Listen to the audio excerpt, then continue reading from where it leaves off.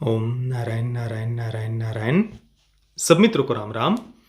दोस्तों, इस हफ्ते यानी 3 फरवरी को भारत में थिएटर में द व्हेल ये फिल्म रिलीज हुई है। मैंने पहली बार इस फिल्म का नाम अभी कुछ दिन पहले जब ऑस्कर्स के नॉमिनेशंस की लिस्ट को सार्वजनिक किया गया था तभी पहली बार मैंने इसका नाम सुना था। इसमें जो मुख्य भूमिका में है ब्रैंडन फ्रेजर, उन्हें सर्वोत्कृष्ट कलाकार का बेस्ट एक्टर का नॉमिनेशन ऑस्कर में इस वर्ष मिला हुआ है। और मैंने तो फिल्म देखने से पहले इसका ट्रेलर भी नहीं देखा था, बस पोस्टर देखा हुआ था। और उस पोस्टर में फिल्म का जो मुख्य पात्र है चार्ली, उसका चेहरा दिख रहा था जिसका वजन बहुत बहुत ज़्यादा हमें पोस्टर में ही दिख रहा है। तो मैं देखने के लिए उत्सुक था कि फिल्म आखिर क्या कहना चाहती है। इतना तो पोस्टर देखकर समझ में आ गया था कि ज़्यादा वजन को लेकर ही उसी इशू से रिलेटेड कुछ ना कुछ फिल्म में होगा। और एक बात मन में ये भी थी कि आजकल लिबरल्स का और वोक्स का एक बहुत ही भयानक जो एक बॉडी शेमिंग को लेकर जो एक एजेंडा वो चला रहे हैं ना, युवा पीढ़ी को कमज़ोर करने के लिए, क्या उससे रिलेटेड ये फिल्म कुछ कहना चाहती है या इस फिल्म का पर्सपेक्टिव क्या है इस पूरे विषय को लेकर, ये मैं जानने के लिए काफ़ी उत्सुक था। देखिए, आज का वीडियो बहुत बहुत ज़्यादा इंटरेस्टिंग होने वाला है। भले ही आप इस फिल्म को देखने वाले होंगे या नहीं होंगे, या आपने इसका कभी नाम भी सुना है या नहीं सुना, या आप इसको देखने के लिए उत्सुक भी है या नहीं, वो एक अलग विषय है। पर प्लीज़ आप ये वीडियो अवश्य देखना पूरा। आपको कई सारे अलग अलग पर्सपेक्टिव जानने को मिलेंगे जीवन की तरफ देखने का। लिबरल्स का दृष्टिकोण क्या होता है और उनके अगेंस्ट जो एक सामान्य सकारात्मक दृष्टिकोण वाला समझदार व्यक्ति होता है, उसका जीवन की तरफ देखने का दृष्टिकोण कैसा होता है, ये बातें आपको इस वीडियो के माध्यम से जानने को मिलेंगी। और मैंने जब इस फिल्म को देखा तो काफ़ी सारे विचार मेरे मन में थे जब मैंने फिल्म को कंप्लीट किया कि आखिर ये फिल्म क्या कहना चाहती है। और तब से लेकर के अभी तक भी मैं यही सोच रहा था कि फिल्म में जो 5 केवल पात्र हमें देखने को मिलते हैं, 5 में से भी 3 कैरेक्टर ऐसे हैं जो ज़्यादातर स्क्रीन टाइम उन्हें दिया गया है, हमें देखने को मिलते हैं। और हर एक कैरेक्टर कुछ ना कुछ कह रहा था, उसके माध्यम से कुछ ना कुछ फिल्म कहने का प्रयास कर रही थी। और तब से लेकर के अभी तक, मैंने शुक्रवार को ही इस फिल्म को देख लिया था, पर अभी तक भी मैं सोच रहा था कि आखिर फिल्म क्या कहना चाह रही थी। और इतना अवश्य था कि फिल्म का जो सेकंड हाफ है वो बहुत बहुत ज़्यादा इमोशनल था। हालांकि फिल्म के एंडिंग में जब मैं इमोशनल हुआ तो इतना तो लग गया था कि भाई, लिबरल्स को कहीं ना कहीं पर इस फिल्म को देखकर पीड़ा होने वाली है। और वो बिल्कुल सही भी हुआ। मैंने अभी चेक किया तो पता चला कि लिबरल्स को, वोक्स को इस फिल्म को देखकर खून की उल्टियाँ हो रही है, पेट में काफ़ी मरोड़े उठ रही है उन्हें इस फिल्म को देखकर, क्योंकि उनका जीवन की तरफ देखने का एक अप्रोच, दृष्टिकोण, पॉइंट ऑफ व्यू अलग होता है और एक सामान्य समझदार व्यक्ति का दृष्टिकोण अलग होता है। और देखिए, फिर भी मैं कोई लिबरल्स हो या वोक्स हो, कम से कम मैं उनको ईमानदार मानता हूँ। हाँ, कम से कम वे अपने विचारों को लेकर जो है वैसे वो है तो सही, वैसे वो दिखाते तो सही है, कम से कम अपने आप को सो कॉल्ड न्यूट्रल दिखाने का वो प्रयास नहीं करते। ये सो कॉल्ड न्यूट्रल मतलब ये होता क्या है, ये मुझे आज तक समझ में नहीं आया। भाई, बिन पेंदे का लोटा होना कोई बहुत जीवन की कोई अचीवमेंट नहीं है। जो लोग अपने आप को न्यूट्रल या ये दिखाने का प्रयास करते हैं, नहीं नहीं भाई हम तो ये भी नहीं है वो भी नहीं है, तो भाई ऐसे हवा में उड़ने वाला पत्ता जिधर की हवा है उधर उड़ जाए, ऐसा तो नहीं होता ना। अपना कोई एक स्टैंड होना चाहिए। और कम से कम मैं लिबरल्स और लेफ्टिस्ट को लेकर इसकी मैं उनकी प्रशंसा करता हूँ कि कम से कम उनका एक स्टैंड है, अप्रोच है अपने जीवन को लेकर। ऐसा नहीं कि बिन पेंदे का लोटा इधर उधर लुढ़कता रहे। ऐसा जीवन, क्या मतलब उस ऐसे जीवन का, और ऐसा हो ही नहीं सकता। भले ही कोई ये एक्सेप्ट करे या ना करे कि उसका भी जीवन की तरफ देखने का इन दोनों में से ही कोई ना कोई पॉइंट ऑफ व्यू होगा, वो एक्सेप्ट करे या ना करे, पर ये होता अवश्य है। और स्वाभाविक सी बात है, फिल्म जो बात कहने का प्रयास करती है, वो जो अप्रोच लेती है, वो किसी को पसंद आता है और किसी को नहीं आता। चलिए आगे डिटेल में हम बात करेंगे कि फिल्म आखिर ऐसा क्या कहने का प्रयास करती है इस पूरे विषय पर। फिल्म के डायरेक्टर है डैरेन एरोनॉफ्स्की, जो इससे पहले ब्लैक स्वॉन, नोआ, मदर, इन जैसी फिल्मों को डायरेक्ट कर चुके हैं। और फिल्म की कहानी लिखी है सैमुअल डी हंटर ने। उनके खुद के प्ले पर ही ये फिल्म आधारित है और इस फिल्म का स्क्रीन प्ले भी उन्होंने ही लिखा हुआ है। फिल्म मात्र 2 घंटे की है, 2 घंटे को भी 2 मिनट कम। और जैसे कि मैंने पहले बताया, ब्रैंडन फ्रेजर इसमें मुख्य भूमिका में है। और इतना मैं विश्वास से कह सकता हूँ कि उन्हें जो नॉमिनेशन मिला है वो बिल्कुल वर्थ था। केवल वर्थ था ये शब्द भी कम है, मुझे तो विश्वास है कि बेस्ट एक्टर का अवार्ड इस वर्ष उन्हें ही मिलने वाला है। मतलब इसमें मुझे कोई संदेह नहीं है ये फिल्म देखने के बाद में, क्योंकि जो परफॉर्मेंस था ना उनका, वज़न इतना ज़्यादा फ़िल्म में दिखाया है और वो बिल्कुल रियल भी लग रहा था। ऐसा नहीं कि बस एक जो भी बॉडी सूट वग़ैरह पहना कर उन्होंने कुछ भी बनाने का वो मुझे पर्सनली ज़्यादातर सब जगहों पर बिल्कुल वो रियल भी लग रहा था। पर देखिए जब इतना वज़न ज़्यादा हो, तो आपके पास में चेहरे पर जो एक्सप्रेशंस हैं उनको लाने के लिए ज़्यादा कोई मार्ग नहीं बचते हैं। पर फिर भी उन्होंने केवल अपनी आँखों से जो परफ़ॉर्मेंस दिया है ना, वो बहुत बहुत ज़्यादा इमोशनल था। सेकंड हाफ में जाकर फ़िल्म हमें बहुत इमोशनल करती है। चलिए सबसे पहले संक्षेप में मैं कहानी आपको बताता हूँ। ये कहानी है एक इंग्लिश प्रोफ़ेसर की और ऑनलाइन वो बच्चों को पढ़ाते हैं। पर पढ़ाते समय अपना कैमरा हमेशा वो ऑफ रखते हैं और स्टूडेंट्स को ये बताते हैं कि भाई मेरा कैमरा टूट गया है और अभी तक वो रिपेयर नहीं हुआ है, क्योंकि वो अपना चेहरा दूसरों को नहीं दिखाना चाहते। इस बात को लेकर एक अपने मन में एक गिल्ट है उनके मन में, वो अपना चेहरा सबके सामने नहीं लाना चाहते। और ये जो चार्ली का कैरेक्टर है इंग्लिश प्रोफेसर का, अभी भले ही उनका वज़न इतना ज़्यादा है कि वे अपनी जगह से हिल भी नहीं पाते। बहुत, बहुत ज़्यादा उनका वज़न बढ़ गया है और बिल्कुल मृत्यु के निकट वो आकर पहुँच गए हैं। बिल्कुल वो हिल भी नहीं पा रहे अपनी जगह से। इस प्रकार का उनका अभी ये जीवन हो गया है। हालाँकि ये जो चार्ली है, वो पहले इतना ज़्यादा उनका वज़न नहीं था। हालाँकि शरीर उनका हेल्दी था पहले, पर वज़न कुछ ज़्यादा इतना नहीं था और एक बहुत ही सुखी ऐसा उनका परिवार था। पत्नी थी, एक बहुत ही समझदार ऐसी बेटी थी। परंतु जब वो बेटी 8 वर्ष की हुई, तब वे एक पुरुष की तरफ वो आकर्षित हुए। मतलब चार्ली का जो कैरेक्टर है उसे गे दिखाया है। हालाँकि उनका विवाह हो गया था और उनकी एक बेटी भी थी, परंतु फिर भी अपने ही एक स्टूडेंट के प्रति वो आकर्षित होते हैं। अपनी ही एक स्टूडेंट के प्रति चार्ली आकर्षित हुआ था 8 वर्ष पहले, जब उसकी बेटी 8 वर्ष की थी। और उसके चलते उस स्टूडेंट के प्रति वो जो आकर्षण था उसका शारीरिक, उसके चलते उसने अपनी पत्नी को, बेटी को छोड़ दिया था। अपने सुखी और स्वस्थ ऐसे अच्छे परिवार को उसने छोड़ दिया था। किस लिए? उस शारीरिक आकर्षण के चलते। और फिर वो अपने बॉयफ्रेंड के साथ में रहने लगा और उसका जो बॉयफ्रेंड है, जो उसका स्टूडेंट था, वो उसके जो पेरेंट्स थे वो न्यू लाइफ चर्च से बिलॉन्ग करते थे। न्यू लाइफ चर्च में वो मिशनरी का काम वगैरह करते थे। परंतु वो अपने बेटे को छोड़ देते हैं, उसको वो एक्सेप्ट नहीं करते और उसको वो काफ़ी मतलब और अपने पेरेंट्स से जो इतनी डांट या जो उसे वो छोड़ दिया जाता है, बहिष्कृत एक प्रकार से वो कर देते हैं, अपने से दूर कर देते हैं। इस कारण से चार्ली का जो बॉयफ्रेंड है, जो स्टूडेंट था उसका, वो डिप्रेशन में चला जाता है, वो खाना पीना छोड़ देता है, बहुत ज़्यादा पतला हो जाता है और एक दिन वो आत्महत्या कर लेता है। और इसके बाद ये बात चार्ली बहुत ज़्यादा मन पर ले लेता है और वो बस खाते जाता है। अपने अंदर के जो ये विचार है, नकारात्मकता के, गिल्ट के, आत्मग्लानि के, इन सारे विचारों को दबाने के लिए वो बस खाते जाता है, खाते जाता है, खाते जाता है अपने बॉयफ्रेंड की आत्महत्या के बाद में। और खाते-खाते उसका वज़न बहुत ज़्यादा बढ़ जाता है। और अभी इस हालात में 8 वर्षों में बस वो खा रहा है कंटिन्यूअसली और इन 8 वर्षों में अब उसका वज़न इतना ज़्यादा बढ़ गया है कि वो जगह से हिल भी नहीं पा रहा और मृत्यु के बिल्कुल निकट वो पहुंच गया है। अब इन 8 वर्षों में जब वो अकेला रह रहा है अपनी पत्नी और अपने बेटी को छोड़कर, तब इस बीच के समय में लिज नाम की एक नर्स चार्ली का ध्यान रख रही थी इन 8 वर्षों में। और ये जो लिज है वो चार्ली के बॉयफ्रेंड की ही बहन होती है और वो चर्च को इस बात के लिए दोष दे रही होती कि चर्च ने मेरे भाई की हत्या कर दी, क्योंकि उसके माता पिता चर्च से जुड़े हुए थे और अपना बेटा अपने ही टीचर के साथ में वो प्रेम में है। ये बात उसके माता पिता एक्सेप्ट नहीं करते, उसको छोड़ देते हैं और इस कारण से वो आत्महत्या कर लेता है। तो जो लिज है वो अपने माता पिता को ही इस बात के लिए दोष दे रही होती है, चर्च को वो इस बात के लिए दोष दे रही होती है। अब फिल्म की शुरुआत में जो ये इंग्लिश टीचर चार्ली है, वो मास्टरबेट कर रहा होता है एक गे पॉर्न देखते हुए और तभी एक मिशनरी वहाँ पर अंदर आता है जिसका नाम फिल्म में थॉमस बताया है, क्रिश्चियन मिशनरी। वो अपने आप को बताता है और कहता है कि मैं गॉड का संदेश यहाँ पर तुम्हारे लिए लेकर के आया हूँ, तुम्हें इसकी आवश्यकता है। और जब ये मास्टरबेट करके कंप्लीट हो चुका होता है किसका? चार्ली का।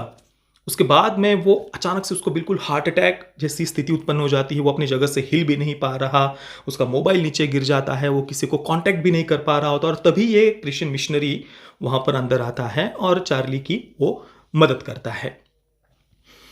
अब इसके बाद में लीज़ वहाँ पर आती है, चार्ली थॉमस जो एक क्रिश्चियन मिशनरी है उसको वो बहुत ज़्यादा टोकती है, डाँटती है कि तुम यहाँ से निकल जाओ, तुम्हारे इस न्यू लाइफ चर्च के कारण ही उन्होंने मेरे भाई की हत्या कर दी थी। इस प्रकार से वो बहुत बुरा भला वहाँ पर न्यू लाइफ चर्च को और उस क्रिश्चियन मिशनरी को कहती है। इसके बाद चार्ली की बेटी की यहाँ पर एंट्री होती है, जो 8 वर्षों के बाद में पहली बार अपने पिता को देख रही थी। और जब वो पहली बार अपने पिता से मिलने के लिए वहाँ पर उनके उस छोटे से अपार्टमेंट में आती है, तो बहुत ज़्यादा बुरा भला अपने पिता को कहती है। इतने ज़्यादा गंदे शब्दों का, एसहोल और वगैरह जो भी आप सोच सकते हैं, ऐसे ऐसे शब्दों को वो अपने पिता को कहती है। बहुत ज़्यादा वो अंदर से गुस्सा है कि अपनी पत्नी को और मुझे उन्होंने 8 वर्ष पहले छोड़ दिया था, बस अपने शारीरिक आकर्षण के चलते, और इस बात का बहुत ज़्यादा उसके अंदर गुस्सा है, क्रोध है, और वो बुरा भला चार्ली को मुंह पर कहती रहती है। अब जो चार्ली है वो अपनी बेटी को ये आश्वासन देता है कि मेरे पास जितने भी पैसे पड़े हुए हैं, जो मैंने सेविंग की हुई है, वो सारे के सारे पैसे मैं तुम्हें दे दूंगा, बस तुम मुझसे मिलने के लिए आया करो। और इसके साथ में ही तुम्हारा जो स्कूल असाइनमेंट है, जो एक ऐसे उसे लिखना होता है, उसे कंप्लीट करने में भी मैं तुम्हारी मदद करूंगा। और इसके बाद में फिर चार्ली की बेटी वहाँ पर आती जाती है। शुरुआत में तो चार्ली की बेटी का जो कैरेक्टर है वो बहुत ज़्यादा हमें स्वार्थी लगता है कि ये कितनी स्वार्थी है, बस पैसों के लिए, और वो ऐसे कंप्लीट करना है इसलिए वो वहाँ पर आ रही है। बहुत ज़्यादा गुस्सैल, फ्रस्ट्रेटेड उसे इस प्रकार से फिल्म में दिखाया है। इसके बाद चार्ली की जो पत्नी है वो भी सेकंड हाफ में बिल्कुल एंडिंग में वहाँ पर आती है। उसके भी अपनी जीवन की जो प्रॉब्लम्स है, परेशानियाँ, उसे भी कहीं पर भी फिल्म में निगेटिव नहीं दिखाया है। वो भी अपने जीवन से इतना संघर्ष करते हुए अपनी सिंगल मदर, अपनी बेटी को वो बड़ा अभी तक उसने किया है, और काफ़ी परेशान भी है। बेटी कितना ज़्यादा उसे तंग करती है या बहुत ज़्यादा गुस्सैल उसका स्वभाव है, इस बात से भी माँ परेशान थी। वो बहुत गुस्सा है चार्ली से भी कि तुम हमें छोड़कर चले गए 8 वर्ष पहले, और अभी तुम ये गिल्ट दिखा रहे हो, सॉरी कह रहे हो, इन सब बातों का क्या अर्थ? तुम्हारे निर्णय के कारण हमारा जीवन तो इतना बर्बाद हो गया ना। तो ये बातें उसकी पत्नी के माध्यम से उन्होंने बताई है। और आगे जाकर ये जो चार्ली की बेटी का कैरेक्टर है वो इस प्रकार से, मतलब मुंह फट उसे बहुत दिखाया है, मुंह पर वो गंदी गंदी बातें बोल दी थी, पर हृदय का उसे आगे जाकर अच्छा दिखाया है। और उसके माध्यम से फिल्म ये कहने का प्रयास करती है कि कई बार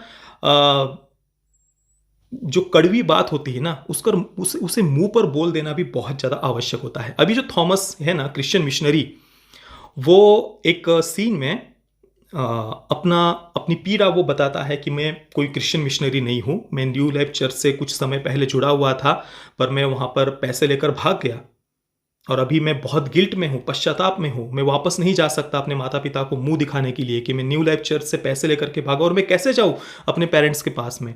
और ये बात जो चार्ली की बेटी है वो छुपके से रिकॉर्ड कर लेती है और उसे पब्लिश कर देती है, न्यू लाइफ चर्च को भेज देती है, और जो थॉमस क्रिश्चियन मिशनरी उसके माता पिता को भी ये भेज देती है। और इसके बाद में थॉमस एक दिन बहुत ज़्यादा खुशी खुशी चार्ली से मिलने के लिए आता है कि तुम्हारी बेटी कहाँ है, मुझे उससे मिलना है, उसके कारण मेरा एक बहुत बड़ा बोझ अपने सर से हट गया कि मैं इतना जो गिल्ट में था ना कि मैंने न्यू लाइफ चर्च से कुछ $2,000 उसने चुराए थे, उस गिल्ट में मैं था। मेरे माता पिता क्या कहेंगे, मैं उनसे मुंह नहीं मिला पा रहा था, उनके पास नहीं जा पा रहा था, और इस कारण से अपने इस गिल्ट से बाहर निकलने के लिए वो बार बार चार्ली के पास भी आ रहा था कि मैं तुम्हारी मदद करना चाहता हूँ। बार बार वो वहाँ पर आ भी रहा था। पर अभी जब उसने मेरे माता पिता के पास में और न्यू लाइफ चर्च के पास में वो रिकॉर्डिंग भेज दी है तुम्हारी बेटी ने, तो मेरे पेरेंट्स का मुझे फ़ोन आया और वो मुझे वापस बुला रहे हैं और कहा कि भाई ये पैसे ही तो है ना, छोड़ो इस बात को, कोई बड़ी बात नहीं, तुम आ जाओ अब हमारे पास वापस। तो पेरेंट्स उसे वापस बुला लेते हैं। तो वो जो चार्ली की बेटी का कैरेक्टर है ना, वो काफ़ी इंटरेस्टिंग है, और उसके माध्यम से ये फिल्म कहती है कि भाई हमेशा डिप्रेशन, एंग्जाइटी, इन बातों को रोमेटिसाइज करना, ये सब बातों की अपेक्षा कई बार जो कड़वी बात होती है ना, वो मुंह पर बोल देना भी बहुत ज़्यादा आवश्यक होता है। और चार्ली का भी जो कैरेक्टर है, उसने अपने जीवन में जो डिसीजंस लिए, कई जगहों पर हमें ऐसा लगता है कि कहीं इन सब बातों को फिल्म कोई पॉजिटिव वे में या कहीं पर उसके प्रति कोई सिंपथी बनाने का तो प्रयास नहीं कर रही, परंतु मेरा जो अप्रोच या जो मैं समझ पाया फिल्म देखकर, वो एक अलग पॉइंट ऑफ व्यू में कहूँगा कि फिल्म ये दिखाने का प्रयास करी थी कि चार्ली ने अपना एक सुखी, अच्छा परिवार, पत्नी, बेटी, उनके प्रति उसका एक कर्तव्य था, परंतु उन सब बातों को छोड़कर अपने स्टूडेंट के शारीरिक आकर्षण के चक्कर में वो उन्हें छोड़ देता है। अब उसके बाद उसका जो बॉयफ्रेंड है वो आत्महत्या कर ले रहा है या जो भी बातें हैं वो एक अलग विषय है, पर कम से कम चार्ली ने जो निर्णय लिए, जो गलत निर्णय उसने लिए, उसके लिए उसे गिल्ट भी फील कराया है फिल्म में। वो पश्चाताप में है, रो रहा है, माफ़ी मांग रहा है। तो मेरे अनुसार फिल्म ये कहने का प्रयास करती है कि चलो आप हृदय से बहुत अच्छे अपने आप को मानते हैं, या आप चाहे कुछ भी सोचें, परंतु आपने जो जीवन में आप जो निर्णय लेते हैं उसके जो परिणाम हैं वो आपको भुगतने पड़ेंगे। भले ही आप अपने आप को कितना भी आप विक्टिम भी मान ले अंदर से, या कितना भी आप सिंपथी पाने का प्रयास करें या जो भी है, पर उसके जो भयावह परिणाम है वो आपको भुगतने पड़ेंगे। और चार्ली का जो अधिक खाने की जो आदत है, फिल्म में कई सीन्स में उसे इस प्रकार से खाते हुए दिखाया कि हम खुद डर जाते हैं अंदर से। हमारी खुद की खाने की इच्छा नहीं होती, अब उसके बाद मतलब हम अंदर से ऐसा सोचते कि यार नहीं, अब तो मुझे नहीं यार। हम जीवा के सुख के चक्कर में अपने आप के साथ कितना अन्याय करते हैं, जो कि गलत है। और जो बॉडी शेमिंग को जो रोमांटिसाइज करते हैं, अभी देखिए सोनाक्षी सिन्हा और हुमा कुरैशी की फिल्म भी आई थी एक डबल एक्सेल करके, उसमें वो एक सीन देखिए, मतलब लाओ तुम ये शेक लाओ, वो शेक लाओ, ये पाए लेकर के आओ, ये तुम बनाना मिल्क शेक और फलाना फलाना जो भी वेफल्स वगैरह जो भी वो मांग रही है एक सीन में, और इस बात को रोमांटिसाइज किया है कि जैसे कि ये कोई बहुत बड़ा वो तीर मार रहे हैं ये सब बातें बोलकर। पर इस फिल्म को जब आप देखेंगे ना, उससे एग्जैक्टली अपोजिट आप फील करेंगे अंदर से कि चार्ली के जो भी निर्णय हैं, भले ही वो चलो शारीरिक आकर्षण के चलते उसने अपने हंसते खेलते सुखी परिवार को उसने तोड़ दिया, अलग हो गया, उसके बाद उसके जीवन के साथ आगे क्या हुआ, और अभी जो वो उस गिल्ट के चलते या अपनी आत्मग्लानि के चलते उन विचारों को दबाने के लिए वो जो बस खाते जा रहा है, उस कारण से उसने अपने आप के साथ जो अन्याय किया या उसके परिणाम उसके परिवार पर, उसकी बेटी पर क्या हुए, उस भयानक जीवन की सच्चाई को ये फिल्म हमारे सामने रखती है। और कहीं पर भी उन बातों को रोमांटिसाइज नहीं किया, जो है, जो जीवन की भयावह सच्चाई है वो हमारे सामने रखती है। ठीक है, शारीरिक आकर्षण है, आप शारीरिक आकर्षण में गिर गए, पर गिरकर जो उठता है वही तो जीवन जीने का सही तरीका है कि हम गिर गए तो उसके बाद हमें उठना भी तो है ना। पर अगर हम वहीं पर गिरे रहे और उन्हीं बातों को हम रोमांटिसाइज करते रहे, अपने ही आत्मग्लानि में हम गिरे रहे और उठने का प्रयास ना करें, तो उसके भयावह परिणाम आगे जाकर होते हैं। और देखिए, आपने कई सारी वोक फिल्मों में ये सीन देखा होगा, जब भी ये ऐसा कोई कैरेक्टर जो बहुत उसे डिप्रेशन में और एंग्जाइटी में दिखाया जाता है और अपने उन थॉट्स को, अपने उन विचारों को दबाने के लिए वो खा रहा है, जैसे कि दिल धड़कने दो फिल्म का वो सीन याद करिए, शेफाली शाह का वो सीन है, उसमें भी जब भी वो अपने पति से और पेट्रियार्की से परेशान हो जाती है, तो उसके बाद में वो केक्स खाने लगती है, ऐसे मुंह में वो दबा रही है, वो खा रही है। तो ये कोई इस फिल्म में ये बात दिखाई ऐसे नहीं, ये लिबरल्स और वोक्स हमेशा से ही अपने जो विचार है, मन के जो गुलाम हैं, उस अपने मन के विचारों के गुलाम बनकर उनके पीछे भागते जाना, इच्छाओं के पीछे भागते जाना, अपने विचारों की दिशा बदलने पर वो कभी भी फोकस नहीं करते। आप देख लीजिए, जितने भी लिबरल्स और वोक्स है, वो जो डिप्रेशन और एंग्जाइटी का रोना रोते हैं, देखिए मानसिक रोग एक अलग बात है, पर लिबरल्स का जो डिप्रेशन और एंग्जाइटी को रोमांटिसाइज करना है ना, वो एक अलग विषय है। आप इन दोनों बातों को कभी मत जोड़ना। ये लोग भले ही कितना ही इमोशनल करके ये बात दिखाने का प्रयास करते कि हमें मानसिक रोग की बहुत चिंता है, पर उनके इस भुलावे में कभी मत आना। वो अपने अनुसार जो जीवन जीना चाहते हैं, जो भोग वासना वाला, इच्छाओं के पीछे भागने वाला जो जीवन वो जीना चाहते हैं, उससे अगर उन्हें कोई टोकता है, रोकता, चाहे वो पेरेंट्स रोके या समाज रोके या घर का कोई बुजुर्ग रोकता है या कोई रीति रिवाज और परंपराएं उन्हें अपने आप पर बंधन जैसी लगती है, तो वो डिप्रेशन और एंग्जाइटी का रोना रोते हैं कि भाई नहीं, ये हमें दबा रहे हैं और हमें इन सारे बंधनों को तोड़ना है। पर वो ये बात नहीं समझते कि मन की इच्छाओं के, विचारों के गुलाम बनकर आप अपने आप के साथ अन्याय कर रहे हैं। आज भले ही थोड़े क्षणिक सुख में आपको वो बातें मजेदार लगे, पर आगे जाकर उसके भयावह परिणाम आपको भुगतने पड़ेंगे, जो कि ये जीवन की भयावह सच्चाई ये फिल्म दिखाती भी है आगे जाकर। इसलिए छोटी छोटी बातों में डिप्रेशन और एंग्जाइटी का रोना रोने की अपेक्षा अपने मन पर कंट्रोल करके अपने मन के विचारों की दिशा बदलने पर हमें फोकस करना चाहिए। कई बार आप देखिए, जीवन में आपके मन में बहुत ज़्यादा निगेटिव थॉट्स होते हैं, नकारात्मक विचार होते हैं, जीवन की कोई दिशा हमें दिखाई नहीं देती, और अचानक से कोई ऐसा एक यूट्यूब पर आप कोई मोटिवेशनल वीडियो देख लेते हैं या किसी संत के कोई विचार आप पढ़ लेते हैं या किसी महापुरुष का जीवन चरित्र आप सुन लेते हैं, तो अचानक से आपके जीवन में कुछ पॉजिटिव विचार आने लगते हैं। आपकी वो नकारात्मकता की जो अंधेरा है वो छट जाता है और आपको कोई ना कोई एक दिशा मिल जाती है, आपके वो निगेटिव थॉट्स हट जाते हैं। तो वहां पर कोई किसने आपको आकर कोई पिल खिलाई, कोई डिप्रेशन एंजाइटी को दूर करने के लिए कोई किसी ने आपके मुंह में कोई पिल डाली, कोई दवाई आपको दी, कोई टैबलेट्स आपको दिया? नहीं। विचारों की दिशा मोड़ दी उस मोटिवेशनल वीडियो ने या किसी एक लाइन ने कि चलो यार ये भी बीत जाएगा। ऐसे 2-3 शब्द कभी हम सुन लेते हैं तो वो नेगेटिव थॉट्स हट जाते हैं। वहां पर कोई डिप्रेशन या एंजाइटी की पिल्स आपको नहीं दी जाती। लिबरल्स और वोक्स आप देखेंगे हमेशा ये बड़े बड़े केमिकल्स के नाम लेकर के आ जाएंगे, भाई इस कारण से हमें डिप्रेशन हो रहा है, एंग्जाइटी हो रही है। भाई पूरा शरीर ही केमिकल से बना हुआ है। आप हंसते हो, खुश होते हो तो भी कोई ना कोई शरीर में केमिकल बनता ही है। पर उसकी आड़ में आप अपने मन की वृत्तियों के गुलाम मत बनिए। आप जीवन में दूसरे किसी के भी साथ इतना ज्यादा इंटरेक्ट नहीं करते, आपके माता पिता हो, भाई हो, मित्र हो, पड़ोस, कोई किसी के साथ आप इतने ज्यादा नहीं जुड़े हुए जितने मन के साथ आप जुड़े हुए हैं। और मन को ही अगर हम कंट्रोल करना नहीं सीखे तो आगे जाकर उसके भयावह परिणाम होंगे। मैंने कई सारे ऐसे अपने आंखों से दृश्य देखे हुए। जब मैं अपने गुरुदेव के आश्रम में था, कई लोग आते थे, अपना अनुभव बताते थे कि मैं बस आत्महत्या करने की कगार पर पहुंच गया था। पर तभी मैंने सत्संग की एक लाइन सुन ली या आश्रम के द्वारा प्रकाशित पुस्तिका की कोई 2-4 वाक्य मैंने पढ़ लिए, जीवन रसायन एक पुस्तक है, उसकी मैंने 2-3 लाइन पढ़ ली, तो अचानक से मेरे वो सारे विचार दूर हो गए और मैं उन बातों से दूर हो गया।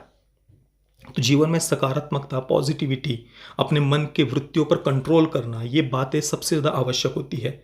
और भले ही आप कितना भी विक्टिम कार्ड खेल लीजिए कि ये हमें जज कर रहे हैं, वो हमें जज कर रहे हैं, समाज ऐसा है, पेरेंट्स ऐसे हैं, रीति रिवाज ऐसे हैं, जो भी है, परंतु आपने जो निर्णय लिए हैं उसके परिणाम आपको आगे जाकर भुगतने पड़ेंगे। और जब वो परिणाम भुगतने पड़ते हैं तब आप कितना भी डिप्रेशन और एंग्जाइटी का रोना रोते बैठिए, समाज के नाम से रोना रोइए, पेरेंट्स के नाम से, बुजुर्गों के नाम से रोना रोइए, उससे कोई फर्क नहीं पड़ने वाला। जो आज आप निर्णय ले रहे हैं उसका परिणाम आगे जाकर तो हमें भुगतना ही पड़ता है।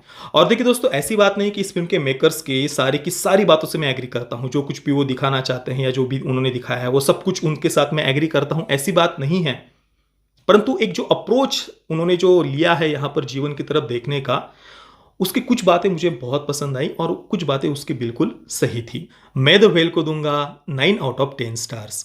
पेरेंटल गाइडेंस की बात करें तो जैसे कि मैंने पहले वीडियो में बताया कि फिल्म में एक हस्तमैथुन का सीन है, मतलब कोई डायरेक्ट न्यूडिटी नहीं है, परंतु कुछ अडल्ट ऐसे कुछ रेफरेंसेस वगैरह फिल्म में दिए गए हैं। स्ट्रॉन्ग लैंग्वेज का भी फिल्म में उपयोग किया गया है और ए सर्टिफिकेट के साथ इसे थिएटर में रिलीज किया है। तो परिवार के साथ, बच्चों के साथ में देखने जैसी ये फिल्म नहीं है। बाकी दोस्तों, आपने अगर इस फिल्म को देखा है तो आपका अनुभव कैसा रहा मुझे अब नीचे कमेंट में अवश्य बताना। ये वीडियो देखने के लिए आप सभी मित्रों का बहुत बहुत धन्यवाद। जय श्री राम, वंदे मातरम।